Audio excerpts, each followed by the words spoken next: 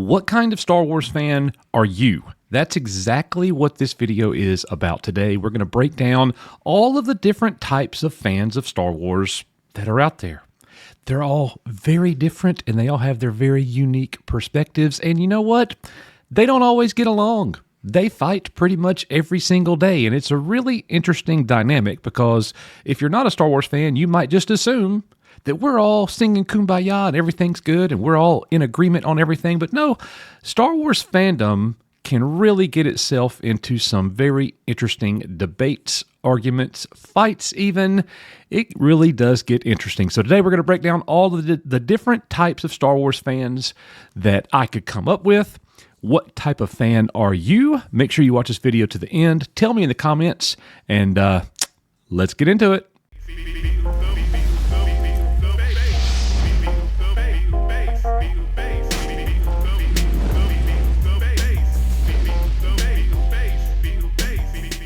First and foremost, if you're talking Star Wars, you have to start with the original. Star Wars itself. 1977, what people call A New Hope now. Us old heads are always going to call it just Star Wars. So the original Star Wars trilogy from 1977 to 1983, for many of us, the greatest trilogy, the greatest set of movies ever made in the history of entertainment.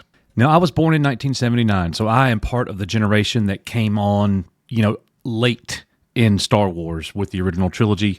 I didn't get to see any of the original trilogy films in the theater, but what I did do, I think, was a pretty unique thing. I think that I think that you guys will enjoy this, and some of you probably experienced this. I went into the very first video store, rental store, with my parents in the very early 80s. I was less than 5 years old, and I saw this box cover on the shelf. And my mother has said, son, you could go get one video. So this is the one I'm looking at. I couldn't even read, guys. I couldn't even read. So I'm looking at this box cover and I grab it and I look at the back of it and I'm like, okay, this is the one that I want. So I go tell my mother, this is the one I want. And they're like, are you sure? And I'm like, yes, this is the one I want. That was it. That was it. And fast forward 40-something years later, and I'm still here and I'm still talking about it because this is my favorite franchise of all time, and it always will be. Now, I'm obviously talking original trilogy. This is the gold standard for me. Now, many of us, there's some subgenres involved. There are the original trilogy fans that are huge fans of Star Wars and Empire, but Jedi just didn't do it for them. There is a subgroup of fans that they did not like Jedi. I am not one of those.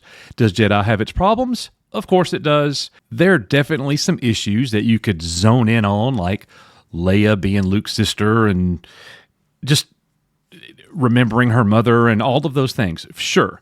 But George Lucas did what he created was an incredible thing that the world had never seen anything like it.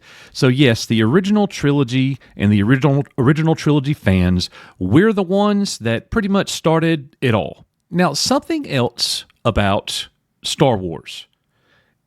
It is, first and foremost, a film franchise. Now, some people will disagree with that. Some people will say, no, Star Wars is much, much more than a film franchise. Well, you're right, it is, but that's what it is at its heart.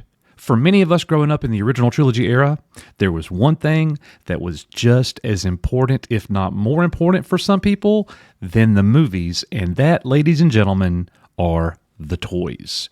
Here you have a 1985 pop-up saber R2-D2. This is from the Power of the Force line that came out in 85 that was attempted to revive the toy franchise for Star Wars that was dying off.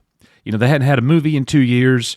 G.I. Joe and Transformers were pretty much taking over the toy aisles along with He-Man and some other things. 85, Thundercats. But Star Wars toys, the ones created by Kenner from 1977 to 1985, for many of us, that is also a first love. For me, that is on equal footing with the original trilogy itself. I love the toys. I've literally spent my entire life collecting these toys. traveling, going to toy shows, having complete collections. This YouTube studio used to be a Star Wars Kenner museum where I had every single figure ever released unopened in its original packaging. Now, I no longer have that huge collection. I have bought collections of Kenner Star Wars toys that had to be shipped to my house on moving trucks from other states. Like, I love the toys, no doubt about it. And you could spend a lifetime in the toys, and many of you like the toys like that as well. Another group of fans in Star Wars is the fans of the video games. Going back to the golden age of Star Wars games with LucasArts, they made some iconic games.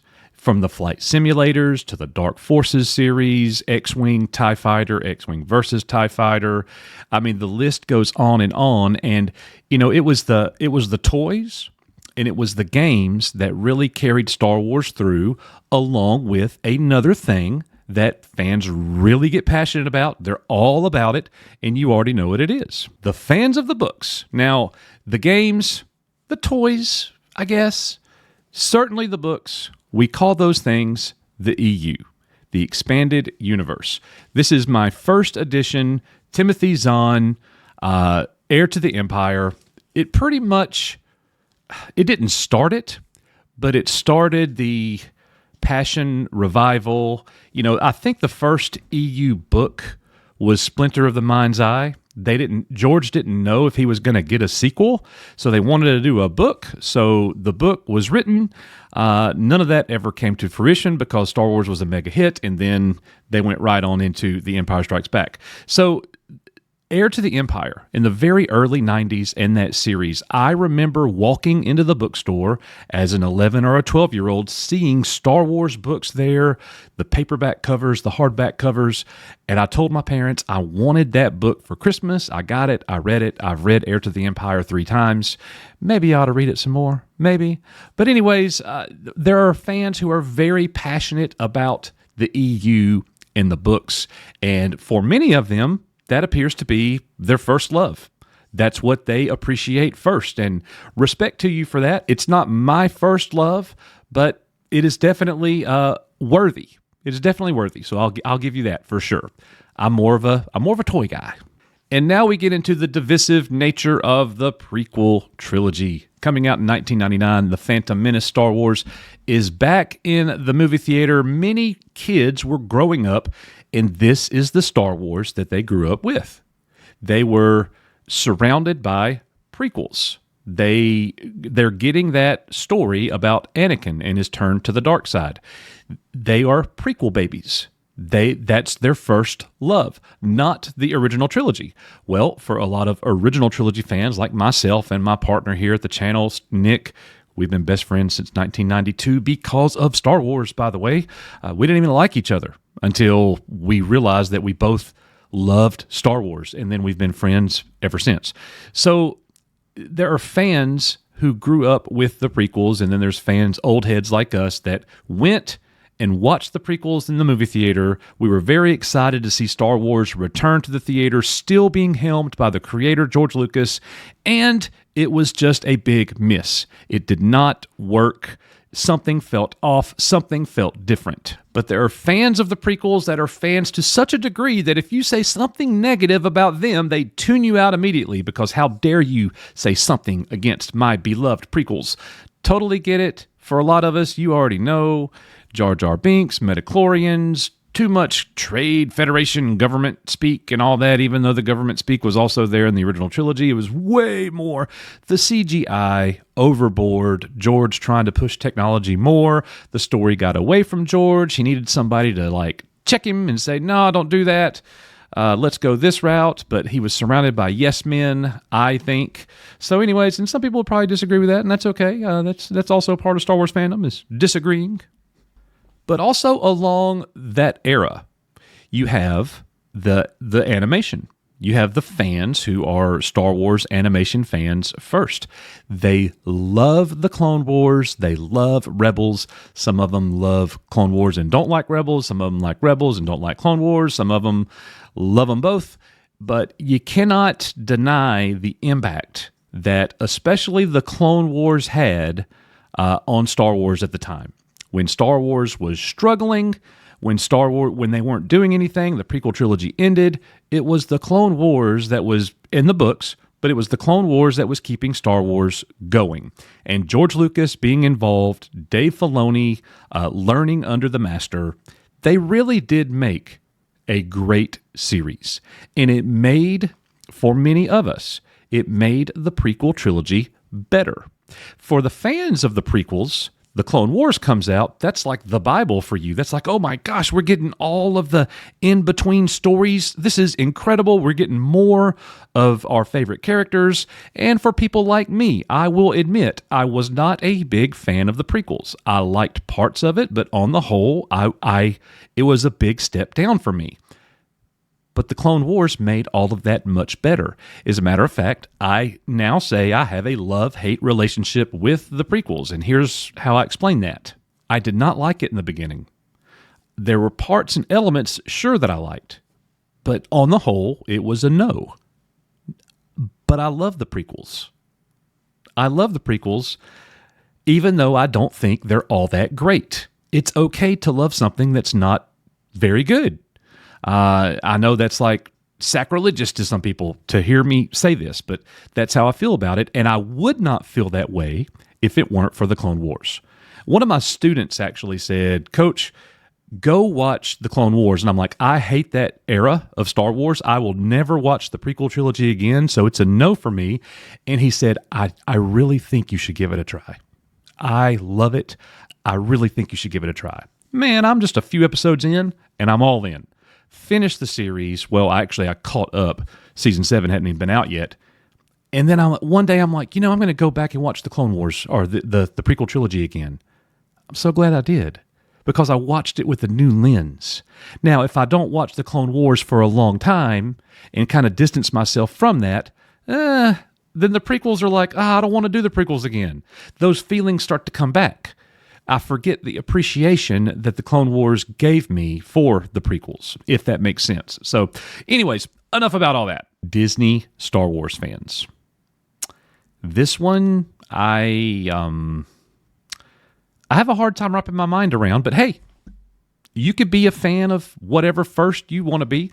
I have no right to tell you that you're not a fan. I have no right to tell you that you are a fake fan. If Disney Star Wars and what they have created is your very first love of Star Wars, you think Star Wars is better with George not being involved, then okay. If you could back up your opinion, then I respect that. I don't agree with it, but I respect it. They're fans of the sequel trilogy. There are fans of Rey. There are actually fans of the Acolyte. I know, like dozens of them, I'm sure. But anyway, and they're feeling triggered right now if they heard this video. There are also fans going beyond Disney Star Wars. There are fans of all of it. There are fans that if you stamp Star Wars on something, I love it. I'm a fan of it. And there's some other things like, how do you view George Lucas? How do you view George? Like this little action figure here, awesome. Do you think that George Lucas and everything he did was perfect? That he never made any mistakes? There are fans that really do believe that. There are people who think that George Lucas is the GOAT, but he had a lot of help. Star Wars wouldn't be what it was without Marshall Lucas, without John Williams, without John Dykstra. The list goes on and on, without Phil Tippett. So many influencers and impact for the team that he put together. It's hard to say, it's hard to argue against that it was the perfect storm, and George was creating it in the air. We're going to do a video where we compare the original trilogy to the Lord of the Rings trilogy. Yikes. The comparisons are like eerily similar. They're both way up there, and I cannot wait to make that video and bring that to you guys. There are also fans who are bitter, and today they hate George Lucas. They hate him for selling Star Wars to Disney. Like, I hate him. I cannot watch Star Wars. It has been burnt out of my soul. And I get it. If that's how you feel, that's how you feel. But then the flip side of that, like I've already mentioned, there's the people who say Star Wars is better now because George is out of the way. And that one I don't really understand, even though I am in the camp that everything that he did wasn't perfect. Have you ever seen Howard the Duck? So anyways, guys, that is the video. Let me know what kind of fan you are. Where are you? Remember, don't just camp up with the fans who are in agreement with you, but we're all fans of Star Wars. So let's all use the Force and be nice to each other. You know what I mean? No fan has the right to tell you that you are not a fan. And one of the other things that, honorable mention are the magazines, man. I loved reading the magazines in the 80s and the 90s for Star Wars.